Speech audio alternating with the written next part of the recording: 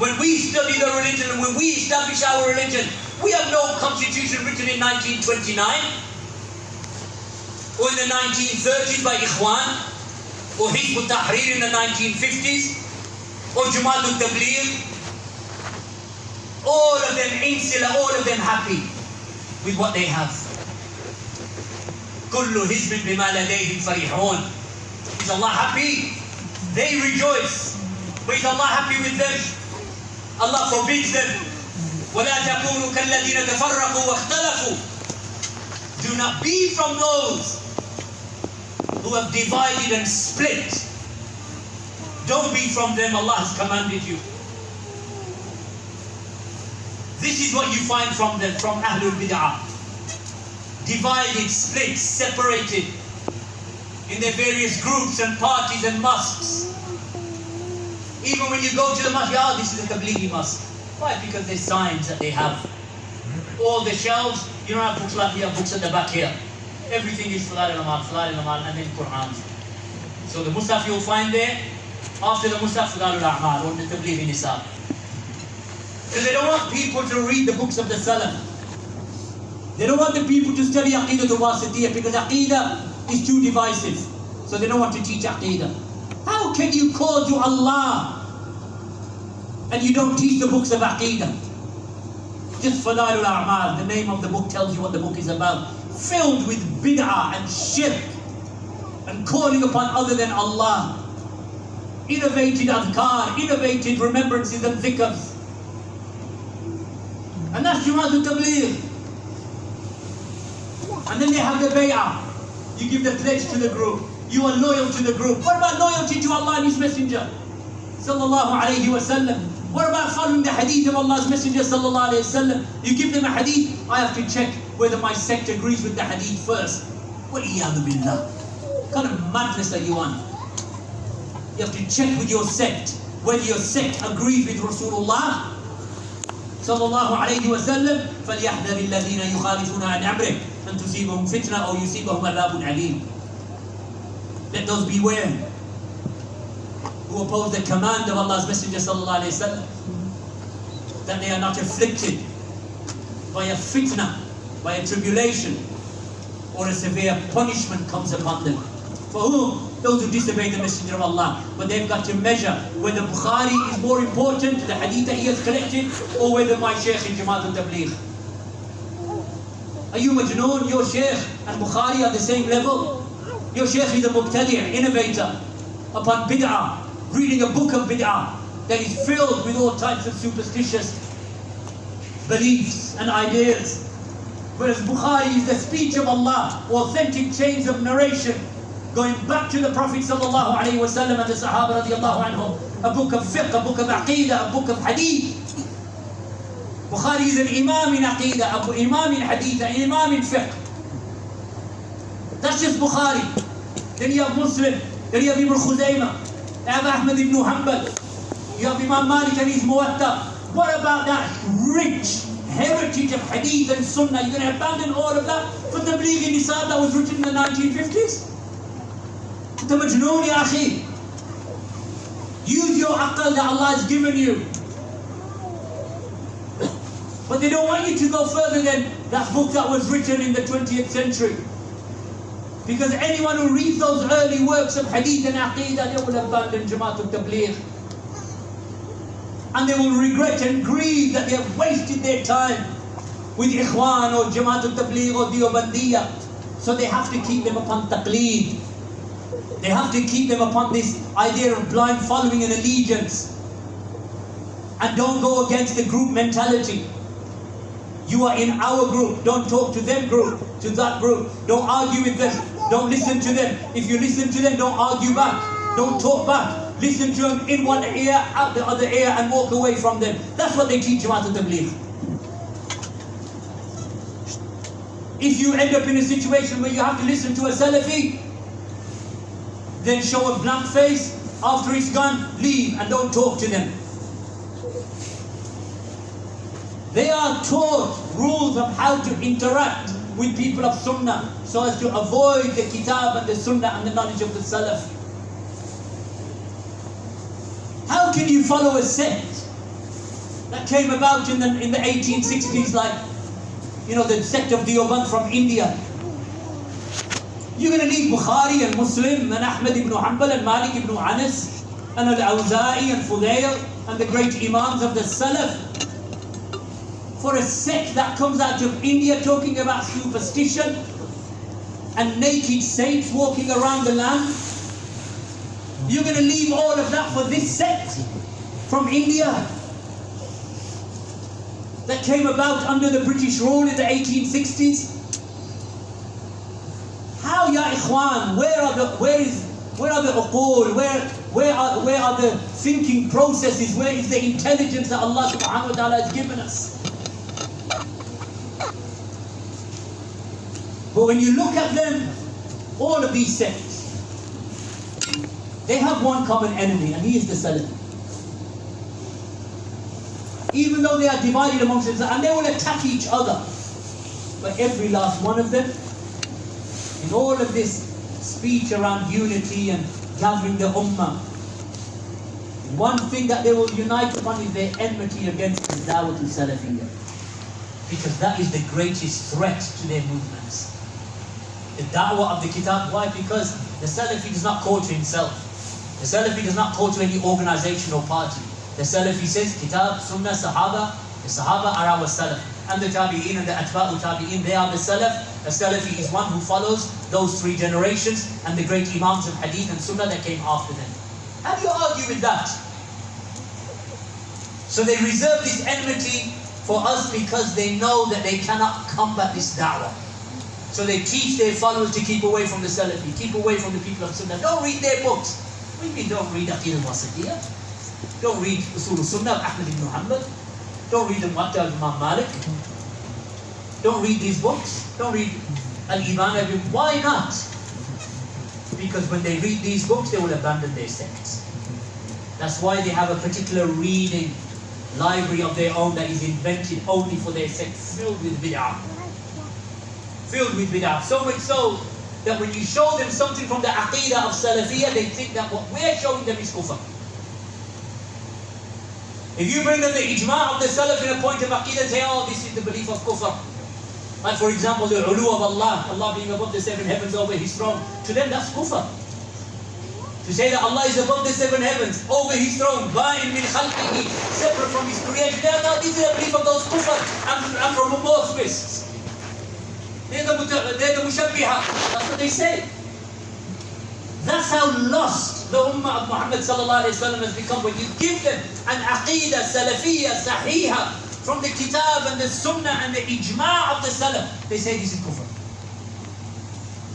So what's iman and tawheed? That Allah is everywhere inside His creation, indwelling.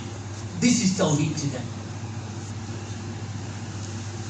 This is tawheed to them. Al-hulul, al-ittihad and so on. This is the era that we are living in, or these are the times after the time of the Sahaba radiallahu anhum when all of these false ideas came about. So you would imagine when you look at these various parties and groups and they do their peace conference and they do their unity conference, and all of them gather, the Brelwi, the Deobandi, the Ikhwani, the Jamaat al-Islami, the Jamaat al-Jihad, all of them, the politicians, the Jama'at al-Siyasiyah, all of them on the same podium. So you think, oh, they're all united. تحسبهم جميعا وقلوبهم شتى. As Allah subhanahu wa ta'ala said, you would imagine that they are united, but their hearts, they are completely separated. That's the reality of them. That's why they will do a peace conference, leave, and then carry on with their parties and sects. So how does one remain upon the straight path and avoid those subul al-mutafarriqa, those paths of division and divergence? The straight path, my brothers and sisters, is to hold on to the rope of Allah, and that is the kitab and the sunnah, and it is the jama'ah, and they are the salaf of this ummah, the sahaba, the tabi'een, the atba'u tabi'een. Just as Allah subhanahu wa ta'ala has said, وَاعْتَصِمُوا بِحَبْلِ اللَّهِ جَمِيعًا وَلَا تَفَرَّقُوا واذكروا نعمة الله عليكم إذ كنتم أعداء فألف بين قلوبكم فأصبحتم بنعمته إخوانا وَكُنْتُمْ عَلَى شَفَا حُفْرَةٍ مِّنَ النَّارِ فَأَنْقَذَكُم مِّنْهَا كَذَلِكَ يُبَيِّنُ اللَّهُ لَكُمْ آيَاتِهِ لَعَلَّكُمْ تَهْتَدُونَ. Allah subhanahu wa ta'ala said in this tremendous ayah in his book, from Surah Ali Imran 103, hold on all of you together, hold fast all of you together to the rope of Allah. Hold to what? Hablullah. To the rope of Allah. وَلَا تَفَرَّقُوا. And do not divide thereafter. And remember the bounty of Allah upon you when you were enemies one to another. Were you not enemies one to another, ya ikhwa? The people of the Pakistani hates the Somali hates the Bengali, the Moroccan hates the Egyptian hates the Yemeni. This is just in race. Then you have tribes within your own country that hate each other. Not going to marry my daughter to them, they're not from our tribe. Racism, tribalism. This is, built-in, established hatred between people because of the color of their skin, or the tribe that they belong to, or the nation that they come from. Racism, nationalism. He's from that country. We stand under our flag and they have their flag.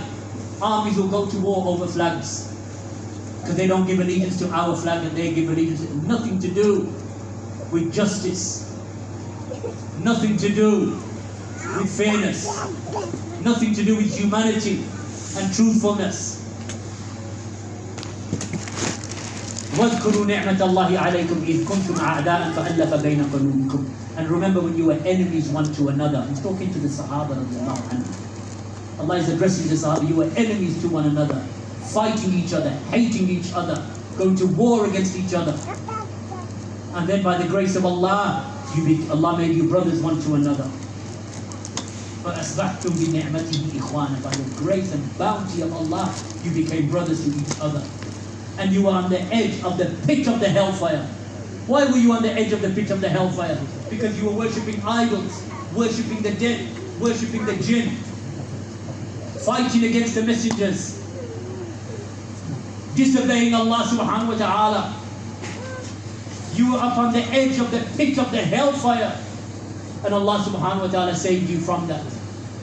And then Allah mentions كَذَلِكَ يُبَيِّنُ اللَّهُ لَكُمْ آيَاتِهِ. And like this, Allah subhanahu wa ta'ala makes clear to you His verses so that you may be guided. Allah wants for you guidance, and here's the way to be guided. Stick to the rope of Allah. Remember the bounties of Allah upon you. You were enemies, Allah brought your hearts together. Be steadfast upon the deen of Allah. Allah wants for you guidance. Don't be enemies one to another. Imām al-Baghawi rahimahullah ta'ala stated in his tafsir that Abdullah ibn Abbas, he said, it means that you hold fast. تَمَسَّكُوا بِدِينِ اللَّهِ. That you hold fast to the religion of Allah. Imām al-Tabari reported from Abdullah ibn Mas'ud, يَا أَيُّهَا النَّاسِ عَلَيْكُمْ بِالْجَمَاعَةِ فَإِنَّهَا هَبْلُ اللَّهِ. Abdullah ibn Abbas, he said, Abdullah ibn Mas'ud radiallahu anhu said, O people, upon you to cling to the jama'ah, for indeed it is the rope of Allah, الَّذِي أَمَرَ اللَّهُ بِهِ, the rope of Allah which Allah has commanded you with. وَإِنَّمَا تَكْرَهُونَ فِي الْجَمَاعَةِ وَالطَّاعَةِ خَيْرٌ مِمَّا تُحِبُّونَ فِي الْفُرْقَةِ. He said, indeed, that which you hate in the main body, in the jama'ah, and clinging to it, and in obedience, is better for you than that which you love in your division and separation.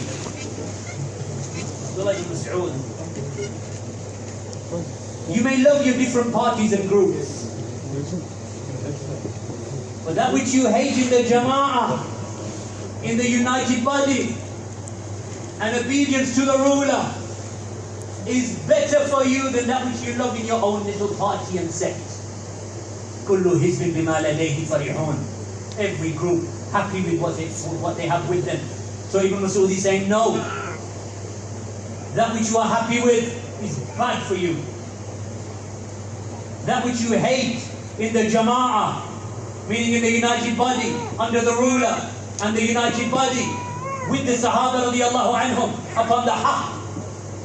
That is better for you and more beloved to Allah subhanahu wa ta'ala than you being infatuated with your groups and your sects and your parties. This is my sect. I'm with this group. What's your group? I have no group, ya akhi, except the Sahaba and the early Salaf of this ummah. That's who we are with. That's what we hold on to. That is our deed before Allah subhanahu wa ta'ala. So we are commanded to hold fast to the rope of Allah, which is the deen of Allah, the book of Allah, the Sunnah, and it is the Jama'ah. The Jama'ah under one ruler, if you live in a Muslim country. So that's in the general sense. That even if the ruler is tyrannical, oppressive, takes your rights, then stay with him and be patient. And show obedience, so long as he does not command you with sin. Then there is the Jama'ah as it relates to the truth. As in the statement of Ibn Mas'ud, Al-Jama'ah ma wafaq al-haqq walau kunta wahdak. That the Jama'ah is whatever agrees with the truth, even if you're one person.